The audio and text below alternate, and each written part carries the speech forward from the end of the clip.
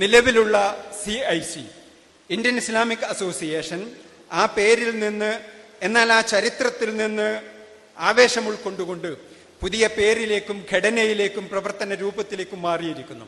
ആത്മാവ് ഒന്ന് തന്നെയാണ്, ലക്ഷ്യം ഒന്ന് തന്നെയാണ്. എന്നിരുന്നാലും അതിൻ്റെ ഘടനയിൽ മാറ്റങ്ങളുണ്ട്. പുറത്തുനിന്ന് കയറി വന്ന ചില സഹോദരങ്ങൾ, നേരത്തെ ഖത്തറിൽ നിന്ന് വിട്ടുപോകുന്ന ആളുകൾ പറഞ്ഞു, ഞങ്ങൾക്ക് ഇന്ത്യൻ ഇസ്ലാമിക് അസോസിയേഷൻ തന്നെ മതി, CIC അവരതിനെ പരിചയപ്പെട്ടിട്ടില്ല. ഞാൻ പറഞ്ഞു, അതിനെ നിങ്ങൾക്ക് സ്വീകാര്യമാക്കി തരാം.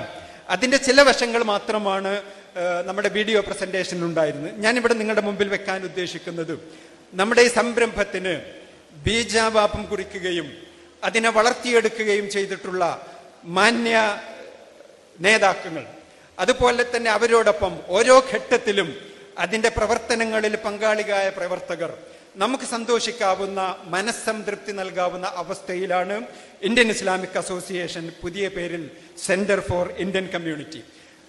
അംഗസംഖ്യ അവിടെ പറയുകയുണ്ടായി. 832 അംഗങ്ങളാണ് CIC സെന്റർ ഫോർ ഇന്ത്യൻ കമ്മ്യൂണിറ്റിയിൽ. വനിതകൾ 441, യൂത്ത് ഫോറത്തിൽ 400, മൊത്തം 1641. ഇത് ഒരു 15 വർഷത്തെ കണക്കെടുത്താൽ 2 ഇരട്ടിയാണ്. നേതാക്കളെ സംബന്ധിച്ചിടത്തോളം അവര് വിട പറയുന്ന ഘട്ടത്തിൽ 600 ആളുകൾ ഉണ്ടായിരുന്ന സംഘടന ഇന്ന് 1641 ആളുകളിൽ എത്തി നിൽക്കുന്നു. നമ്മൾ വിലയിരുത്തുന്നത് ഈ എണ്ണം പോരാ എന്നാണ്.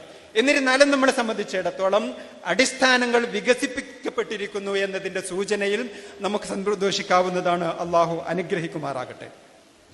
പുതിയ വിഷയം ഈ തോതിൽ വളർന്നാൽ പോരാ. 2025 ആകുമ്പോഴേക്ക് ഈ അംഗസംഖ്യ 4000-ലേക്ക് വളരണം എന്ന് തീരുമാനിച്ചുകൊണ്ട് GCC തലത്തിൽ ദീർഘകാല പരിപാടി ഇട്ടുകൊണ്ട് ആ ലക്ഷ്യം വെച്ചുകൊണ്ടാണ് ഇപ്പോൾ നമ്മൾ പ്രവർത്തനങ്ങൾക്ക് രൂപം നൽകിയിട്ടുള്ളത്.